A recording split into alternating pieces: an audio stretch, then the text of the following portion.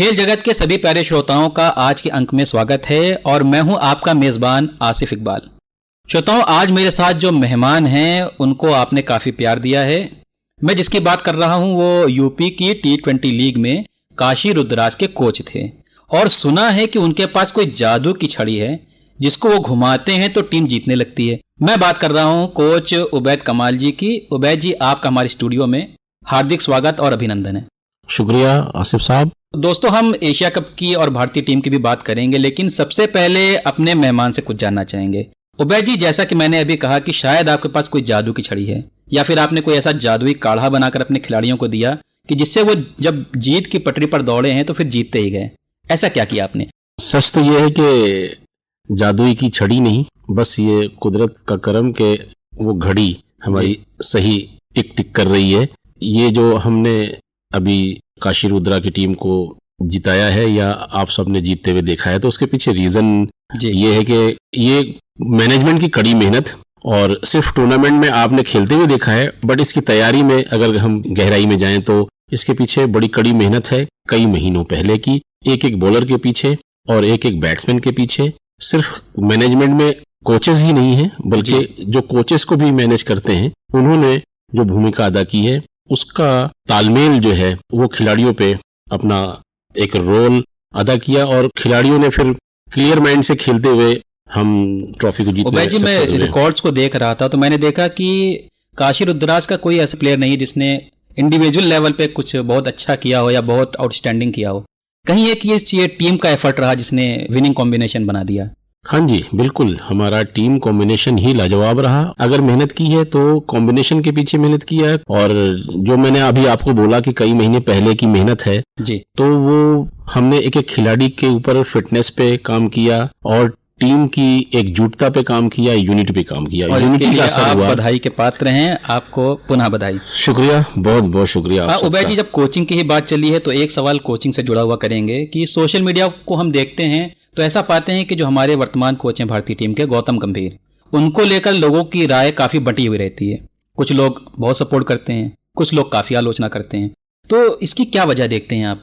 देखिए, गौतम गंभीर का अगर देखा जाए तो पीछे रिकॉर्ड तो वो बड़े ही गंभीर खिलाड़ी रहे हैं और बड़े ही एग्रेशन से भरपूर।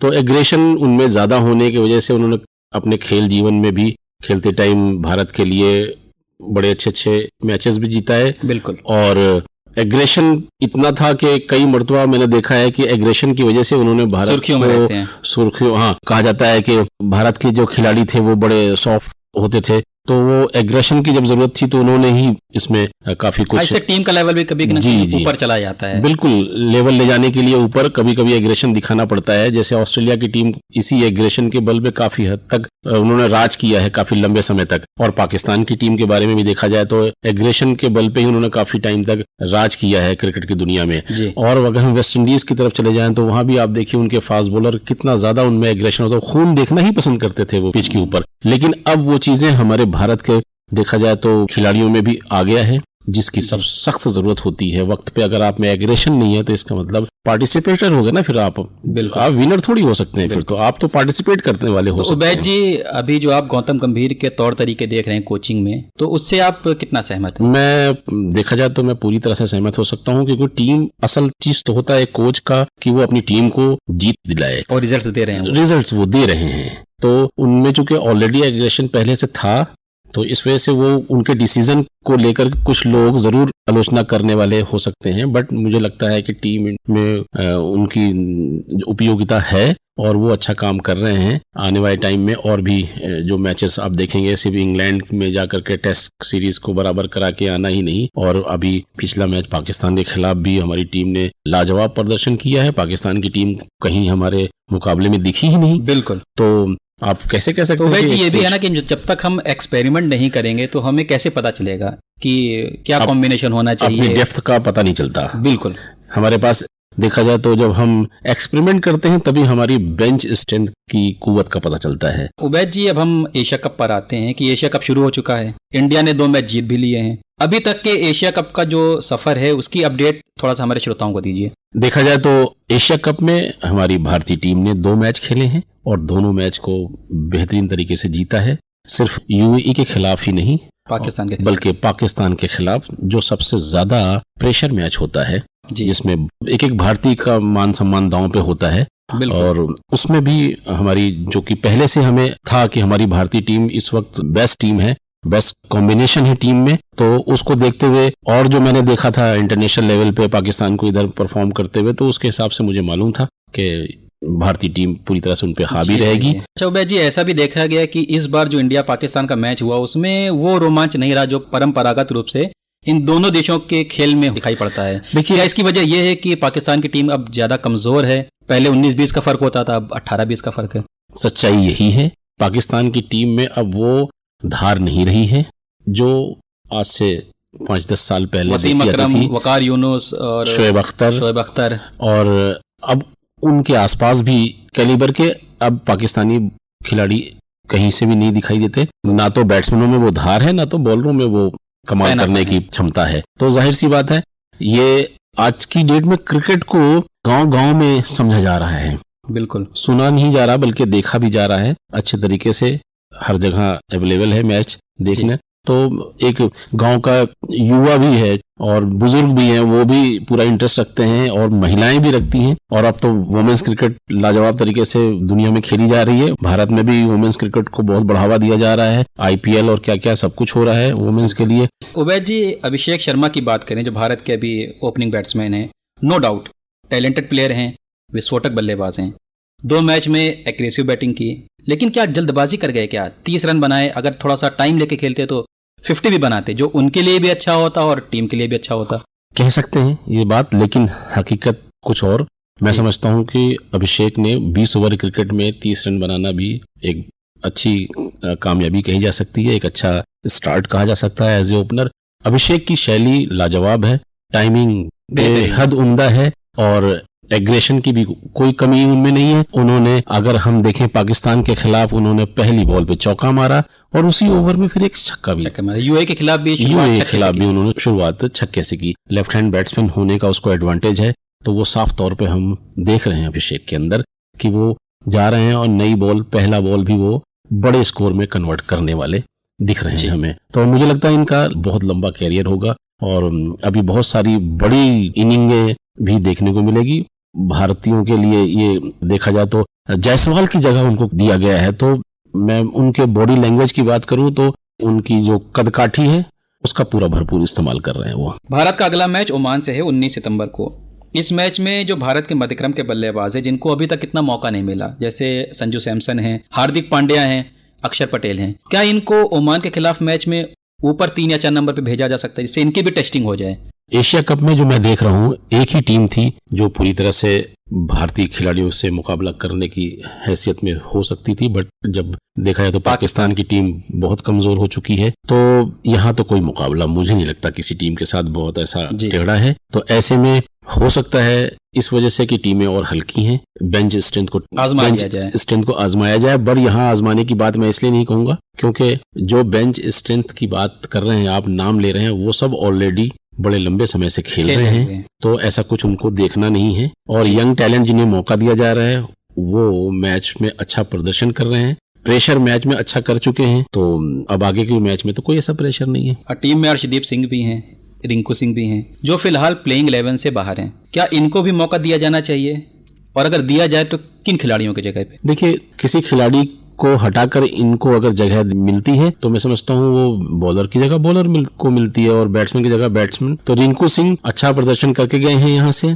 जी यूपी T20 में, तो हो सकता है उसका एडवांटेज उनको मिल जाए। और अक्षदीप भी पीछे मैचेस में अच्छा कर रहे हैं, लेकिन आसार थोड़े कम लग रहे हैं। इतने मतलब खिलाड़ी हो गए हैं और सब एक से बढ़कर एक है, तो किसको बैठाएं, किसको खिलाएं, ये भी टीम के जो मैनेजमेंट है उनके लिए सरदर्द होगा। देखिए, ये तो बीसीसीआई का काम करने का तरीका इतना शानदार है। वो उन्होंने डोमेस्टिक क्रिकेट पे इतना ज्यादा फोकस किया और अपना सब कुछ लगाया, जिसका ये रिजल्ट है कि आज एक से एक खिलाड़ी पैदा हो रहे हैं। बिल्कुल। उबैद जी, अभी हमारे पास एक ताज़ा खबर आ रही है कि जो पाकिस्तान है वो शायद एशिया कप से हटने वाला है या हटना चाहता है। उनकी डिमांड थी आईसीसी से कि जो मैच के रेफरी हैं पायक्रॉफ्ट, उनको हटाया जाए, जो कि शायद आईसीसी ने नहीं मानी। तो अभी ऐसी खबर आ रही है कि जो पाकिस्तान और यूएई का मैच होने वाला था उसमें पाकिस्तान की टीम अभी होटल से नहीं निकली है। आप क्या कहेंगे इस कंट्रोवर्सी पे? इस चीज में बहुत कुछ कहना आसान नहीं है, इसलिए कि ये खेल भावना और मैनेजमेंट का मामला है और इसमें देश की साख और देश के साथ प्यार मोहब्बत जुड़ा हुआ है। तो हमारे लिए सबसे पहले हमारा देश है। बिल्कुल। और टीम जो होती है वो देश को रिप्रेजेंट कर रही होती है। टीम ने जो डिसीजन लिया वो बिल्कुल सही डिसीजन रहा होगा, इसमें कोई शक नहीं। बिल्कुल। तो ऐसे में अब आगे जो भी स्टेप सामने हमारे को देखने को मिल रहे हैं उसमें अगर पाकिस्तान टीम आगे मैच खेलने से अपने आप को अलग कर रही है तो ये उनका डिसीजन होगा। बीसीसीआई इसमें जो बेस्ट से बेस्ट पॉसिबल होगा वो डिसीजन लेगी आगे अगर जरूरत पड़ी तो। उन्होंने डिसीजन अपनी तरफ से बेस्ट लिया है, हमारी भावनाओं का मामला था और उस हिसाब से हमारी टीम ने जो डिसीजन लिया वो बेस्ट डिसीजन था। बिल्कुल। अच्छा उबैद जी, अगर पाकिस्तान की टीम इस टूर्नामेंट से हटती है तो क्या टूर्नामेंट स्थगित हो जाएगा कि चलेगा अभी आगे? इस मामले में बहुत कुछ कहना किसी के लिए भी मुमकिन नहीं है, लेकिन हाँ ये एक बड़ी बात है जो अगर टीम बाहर हो रही है टूर्नामेंट में इसका असर तो साफ देखने को मिलेगा, क्योंकि पाकिस्तान की टीम कुछ भी हो इंडिया के बाद तो वो अपनी एक जगह रखता ही है। बिल्कुल। और फिर मजा भी इसी बात से है कि एक कोई टक्कर की टीम तो हो खेलने के लिए। आप जो बात कह रहे हैं उसमें टक्कर तो कहीं है ही नहीं। देखा जाए तो टक्कर किसी भी मैच के लिए श्रीलंका की टीम भी हल्की पड़ चुकी है। बाकी क्रिकेट है, बांग्लादेश की टीम भी देखा जाए तो इंडिया के मुकाबले कहीं नहीं है। पाकिस्तान की टीम से कुछ लोगों को था जो डीप नॉलेज रखते हैं, डीप तरह से गेम्स का इन्वॉल्व रहते हैं, उनको तो पता था कि पाकिस्तान की टीम नहीं स्टैंड कर पाएगी इंडिया के खिलाफ। तो इसलिए जो है ये सब चीजों को लेकर के बहुत कुछ कहना अभी आसान नहीं है। तो श्रोताओं ये अभी देखने वाली बात होगी कि आगे क्या डेवलपमेंट होता है, पाकिस्तान की टीम खेलती है कि नहीं खेलती है, और ये जैसी सूचनाएं हमारे पास आएंगी हम आप तक पहुंचाएंगे। फिलहाल हम आगे बात करते हैं। उबैद जी, कुलदीप यादव एक ऐसे बॉलर बनते जा रहे हैं जिसकी कार्ड फिलहाल किसी टीम के पास नहीं दिख रही है। साथ में मिस्ट्री बॉलर वरुण चक्रवर्ती भी हैं। ये एक ऐसा डेडली कॉम्बिनेशन बनता जा रहा है जो विपक्षी टीमों के लिए बड़ा खतरनाक है। क्या कहेंगे आप? ये कुलदीप यादव काफी लंबे समय से अपना बेस्ट देश के लिए देते आ रहे हैं, तो ये हमारे लिए भी बड़ी खुशी की बात है क्योंकि वो यूपी कानपुर से ही हैं। और आप जिन नए स्पिनर की बात कर रहे हैं वरुण चक्रवर्ती की आप बात कर रहे हैं, वरुण चक्रवर्ती में भी मैंने देखा है कि उनमें भी कमाल का टैलेंट है और कुछ ऐसा टैलेंट है जो जनरली नहीं देखने को मिलता है। वो मिस्ट्री बॉलिंग रहती है, एक मिस्ट्री बॉलिंग के बारे में पढ़ नहीं पाते। उसके पीछे उनके जो बॉल करने की शैली है, वो जिस तरह से अपने पीठ की एनर्जी को बॉल पे ट्रांसफर करते हैं वो गजब का करते हैं, जिसकी वजह से बैट्समैन हाथ को देखता रहता है और बॉल में वेरिएशन को जज करना बैट्समैन के लिए मुश्किल होता है। लेकिन अभी बहुत लंबा कैरियर उनका है, बिल्कुल काफी लंबे समय से वो परफॉर्म करते चले आ रहे हैं। हो सकता है आने वाले टाइम में वो और अच्छी परफॉर्मेंस करें। हाँ, इतना मैं कहूंगा कि चक्रवर्ती के आने से कुलदीप के ऊपर जरूर थोड़ा सा इसका असर होगा और कुलदीप इसीलिए लगातार बेस्ट परफॉर्मेंस देते चले जा रहे हैं। 2 मैच में लगातार प्लेयर ऑफ द मैच होना ये बहुत बड़ी उपलब्धि है। तो उबैद जी, अभी तक का जो एशिया कप का सफर चला है उसमें इंडिया के बाद दूसरी बेस्ट टीम आपको कौन सी लगती है? दूसरी बेस्ट टीम की अगर बात करें तो उसमें कई सारी टीमें हो सकती हैं। बांग्लादेश भी है और श्रीलंका भी है जी। तो ऐसे में मैं समझता हूं कि बांग्लादेश ज़्यादा बेटर तरीके से खेल रही है और अपने प्रदर्शन में अगर सुधार किया तो और अच्छा वो, लेकिन अभी ज़्यादा कुछ कहना मुश्किल है। तो श्रोताओं, ये जो तस्वीर तभी साफ होगी जब सुपर 4 तक हम पहुंच जाएंगे। फिलहाल ऊंट किस करवट बैठेगा ये आगे देखने वाली बात होगी और अभी समाप्ति का समय है। तो उबैद जी, आप हमारे कार्यक्रम में आए, आपका बहुत शुक्रिया, आपका धन्यवाद। शुक्रिया आपका भी और श्रोताओं आपका भी शुक्रिया। श्रोताओं, खेल जगत का आज का अंक यहीं पर समाप्त होता है। फिर आपसे खेल जगत में पुनः भेंट होगी। तब तक के लिए जय हिंद।